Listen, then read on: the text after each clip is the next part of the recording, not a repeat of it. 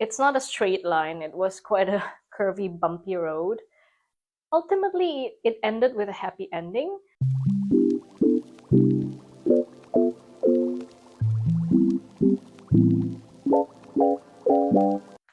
Hello, welcome to the Knurlmade YouTube channel. My name is Nunu.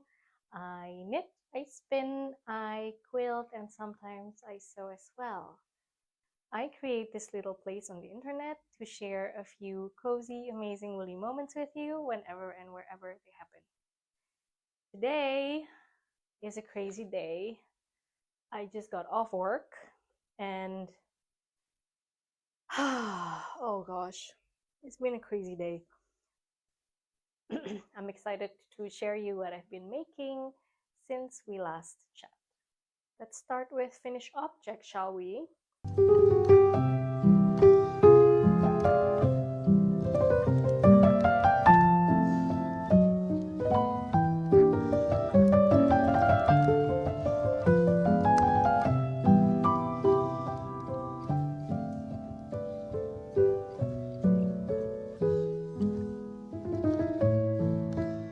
Where's the front? Ta-da! This is the sweater for Michael, my husband, who turned 40 this year. I hope he doesn't mind me sharing his age on the internet, but I don't think he cares.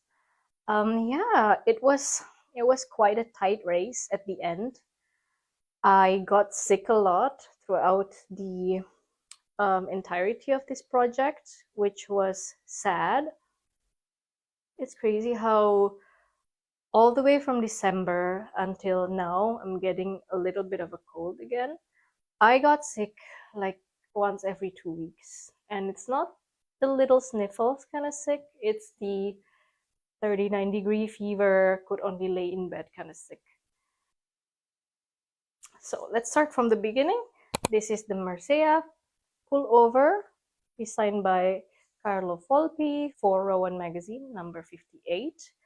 And I took the basic stitch pattern, but reworked this in a completely different gauge and also construction. So the original pattern is knitted with a drop shoulder, but I opted to modify it to use circular yoke instead, so I get a continuous pattern throughout the yoke as opposed to a hard cut around the shoulder.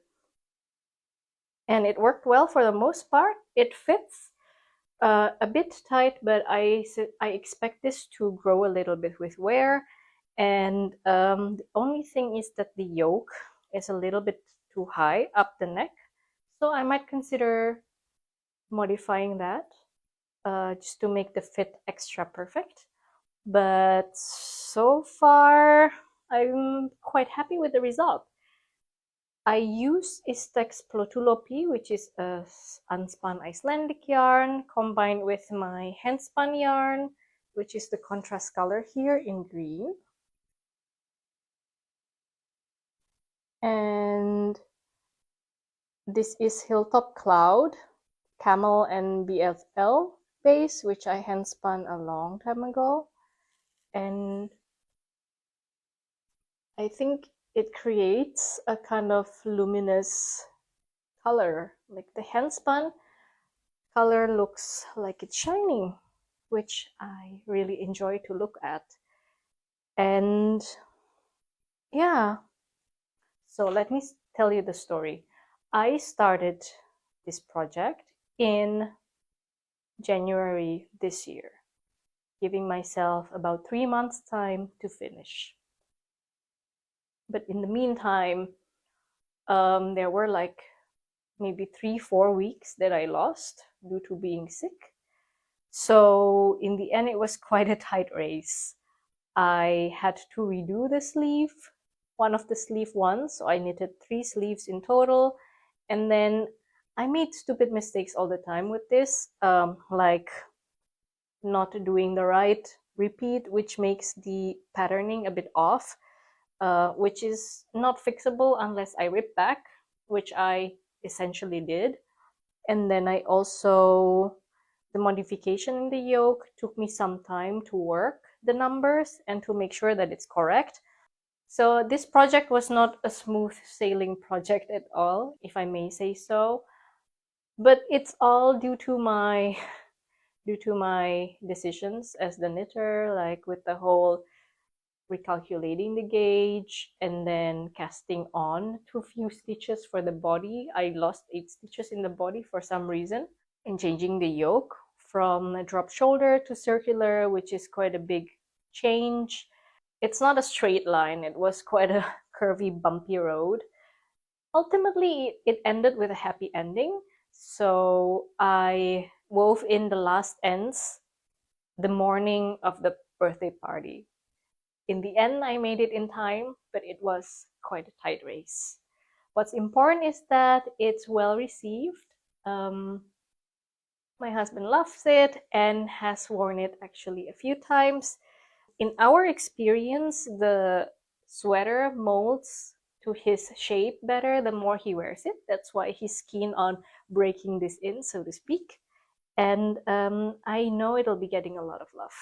And I hope this could sustain a lot of wear, because there are some parts of the Istex Platulopi that was quite thin, which makes me a little bit worried. But because of the mosaic knitting structure of the stitch pattern, actually most stitches are double thick, because there is a slipped stitch pattern behind it. So I hope that helps with the robustness of the final fabric.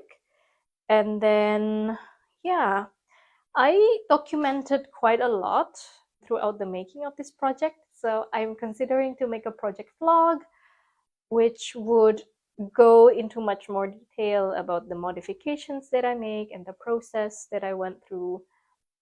So be on the lookout for that if you're interested. That's my first finished object to share with you this time.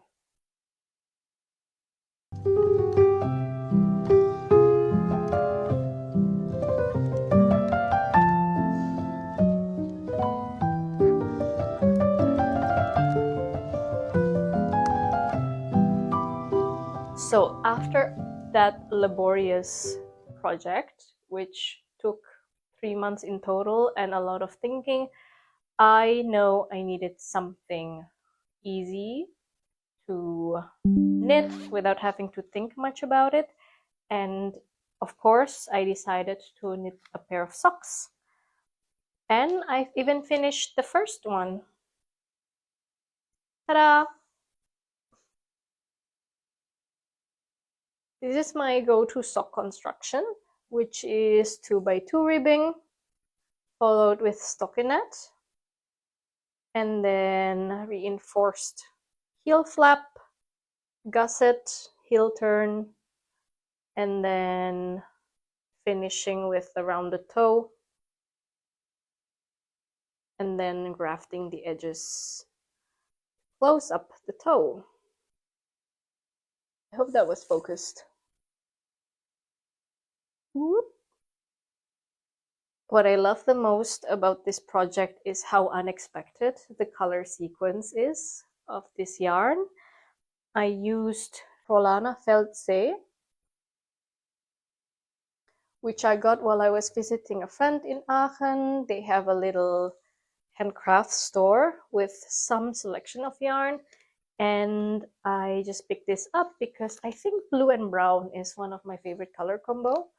But I was expecting a normal striping pattern, but this one I find to be quite thoughtful and fun. It looks quite retro, so you see there are small stripes, and the big stripes are gradating. The middle of the stripe is the most dark, and it's a bit lighter towards the edges. And I really did not expect that at all while looking at the yarn ball. I thought it was just gonna be a normal stripe. Yeah, I love that. And I did not count at all. I just casted on 64 stitches, and then I decided to start the next part just based on the color, and that's also what I'm planning to do for the second pair. I hope I won't regret that decision, but I hope not. And this yarn cost €7.80. which I think is quite affordable for a sock yarn. Yeah. This has been healing. So I cast it on the second sock right away because I want to avoid the second sock syndrome. Sometimes the hardest part for me is to start the next thing. Like continuing body in the round is easy, but separating for the arms and sleeve is like a step that I more inclined to put off. Same with socks. Once it's cast on, it's easy to continue. It's just the act of starting the next step that's I find a bit hard sometimes. So that's my half finished object, half whip, and I've never shown this off before, but this is probably one of my makes that brings me the most joy. It's a pouch, square boxy pouch that I made using scraps. So the scraps come from a quilt using the Cotton Beach fabric line collection by Tilda. I love Tilda as a brand, very whimsical and very fun. But the Cotton Beach collection I particularly love because of the color palette. And I made this using the leftover. It's the perfect size for sock projects or hats, and it made me feel very creative, and the color just brings me a lot of joy to look at. So I use this a lot, and I quilted it too.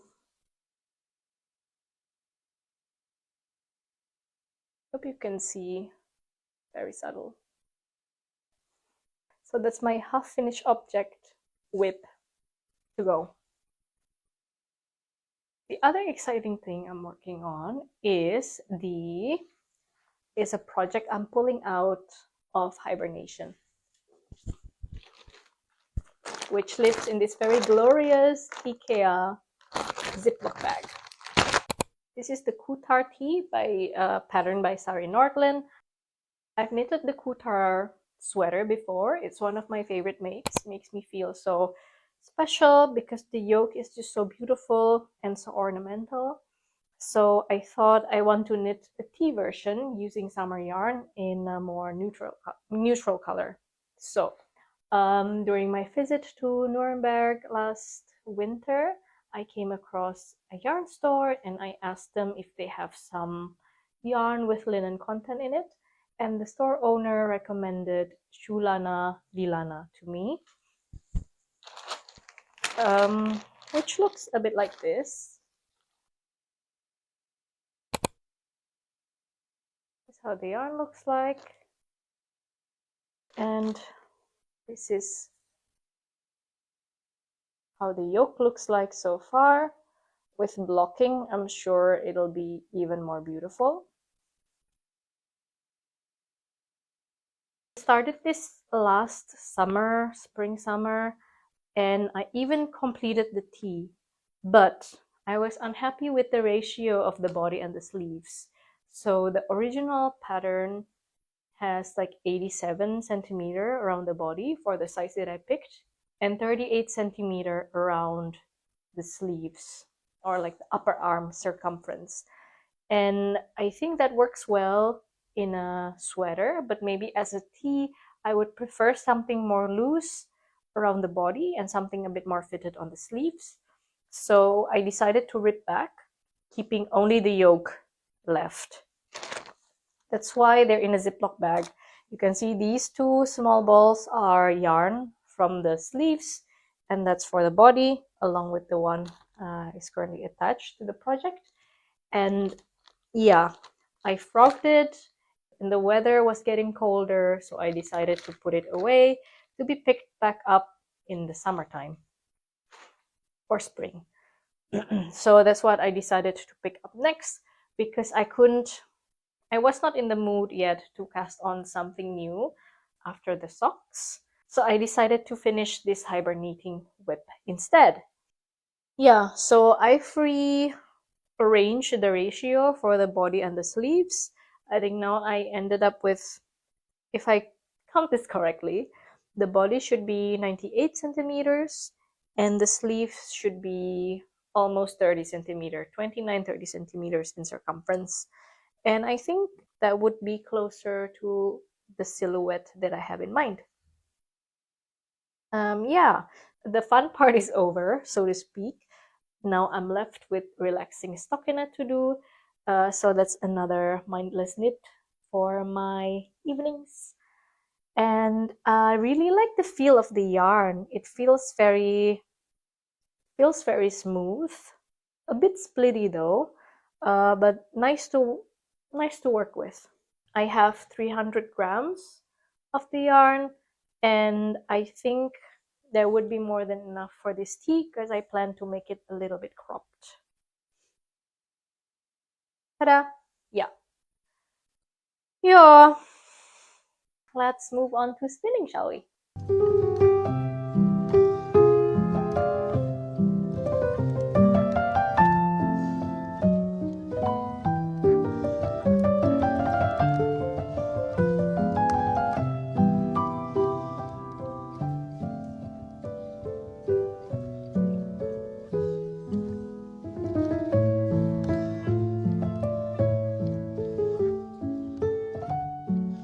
So I've also finished the handspun skein that I was working last. This took absolutely forever, but I think it's well worth the effort and love that I put into it.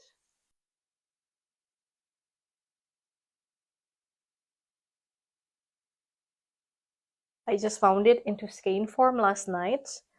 This still needs to go to a bath to be set, and it turned out way more thin than I intended it to. I ended up with, I think right now it's light fingering 3-ply, which is it's way too thin.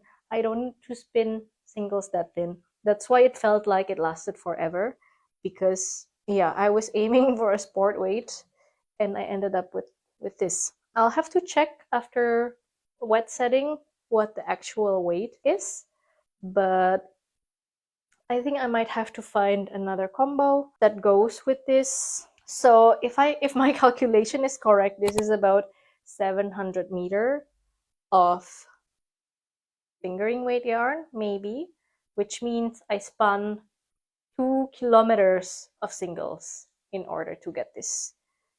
It helps a lot with consistency though, I must say. Adding more ply for me really makes a difference to how even the yarn looks like in the end. And I'm very happy and proud with this. It's just not what I set out to do, you know.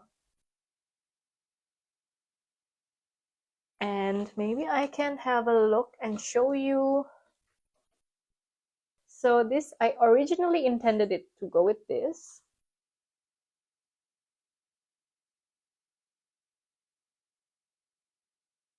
Yeah, but now I'm not sure. I might look for another pair, mostly because of the weight. And you see the two skeins are quite different. It almost looks like they're different colorways. One of them has way more of the rust than the other. So if I use them together, I might consider alternating skeins, because otherwise the striping effect might be a bit too much. Yeah, very happy with this. Lastly, acquisitions.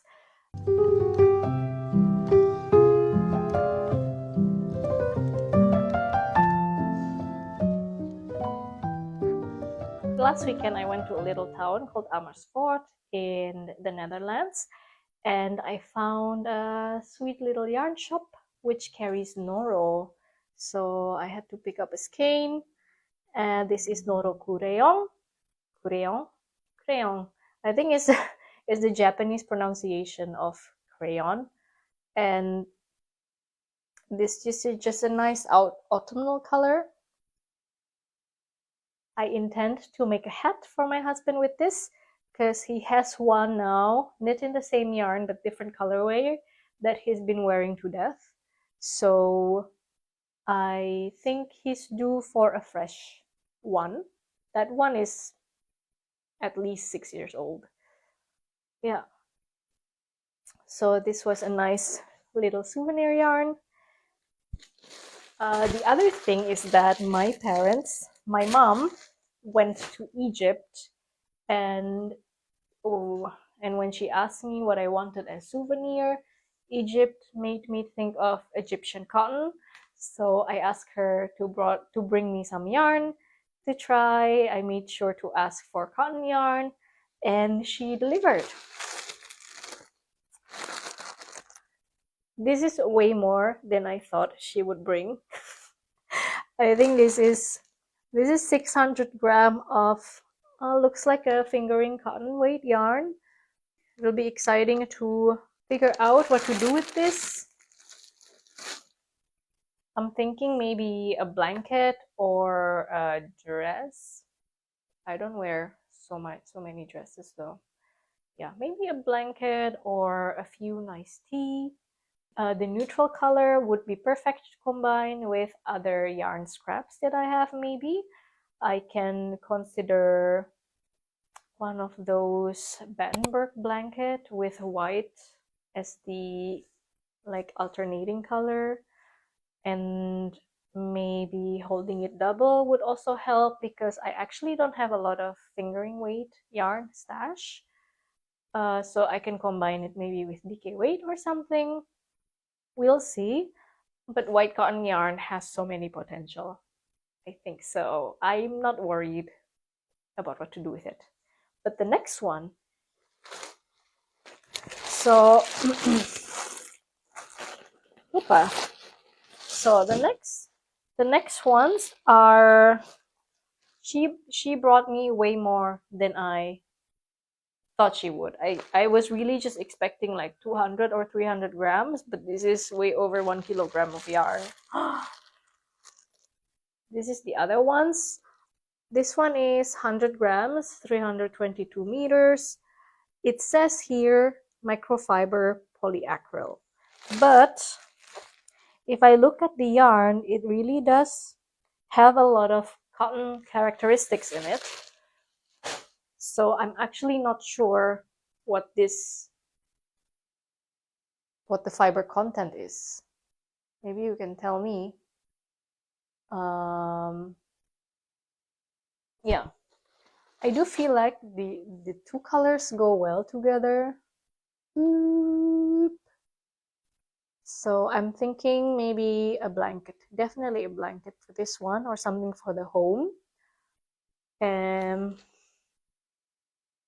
Yeah, the other one looks a bit more shiny, so maybe it has more of the acrylic than the other, but the other one really has like some cotton quality to it.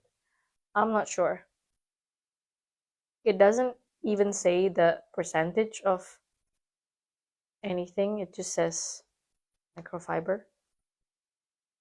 Yeah. So yeah, we'll think about what to do with those. Thank you, Mom. Speaking of my mom, I gifted her the socks. I also gifted her another quilt that I make, which is the Jonah quilt, I believe, by Kitchen Table Quilting. It's one of the most intricate piecing I've ever made. I hope I can insert a picture here. And I loved it, but I don't use it quite as often because I tend to reach for my wool blanket instead of my quilted blanket. But I think the cotton, the mostly cotton material and the thickness would be way more suitable for my mom who lives in Indonesia in a tropical place. So, and she loved it, and she was asking very nicely if she could have it, and of course I said yes. I even put a little quilt tag with my message for her. That's off to really good hands, I think. So I hope she gets a lot of use out of it.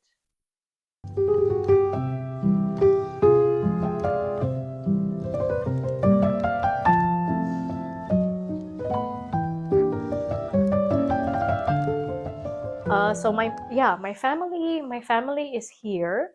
We had an amazing weekend last weekend. You know what? Maybe I could do a bit of knitting while you're here.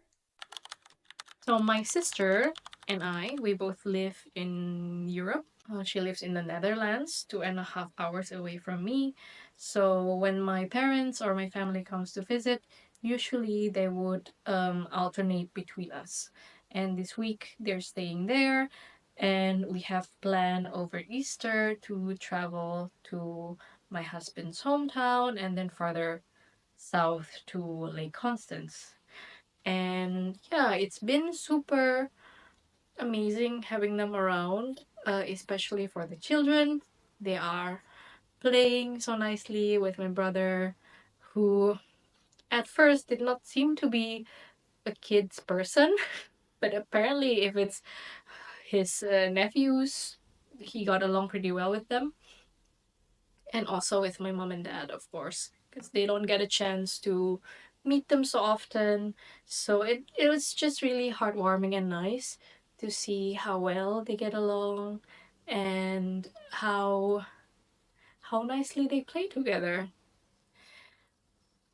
But yeah, I can't lie that it's been exhausting as well. I don't do very well with a break in my routine, so to speak, especially since with my job we're starting a new semester. I work at a university. We're starting a new semester this week, and I had my first lecture ever today. Trying out something new is always a bit stressful. Yeah, it went quite well, but still stressful. I just, I just I'm just a bit stressed all the time. I just feel rushed all the time in terms of many things, in terms of spending time with my kids, in terms of doing house chores, in terms of making, in terms of recording this to share stuff. All of these things are things I really, really want to do, but I feel like there's just not enough time in the day to do these things, you know? Maybe you can relate. Speaking of my brother, I knit him for his birthday a few years ago. I knit him a sweater. And the sweater is in need of some treatment, let's say. Apparently, he's been keeping it on a hanger.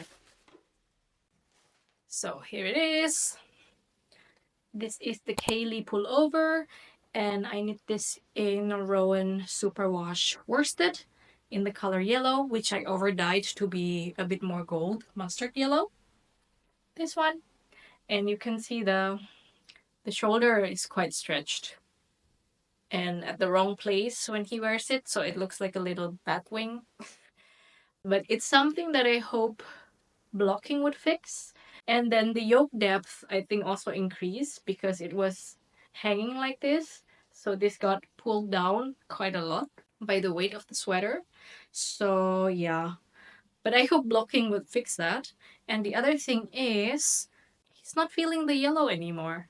And now he's feeling a kind of warm foresty green kind of color. So we're thinking about overdyeing it with blue to hopefully come up with a nice green color. If I manage to do that, I hope I can share some footage with you. Yeah, it's quite nice. So the construction is quite interesting. You actually start with the yoke cable panel.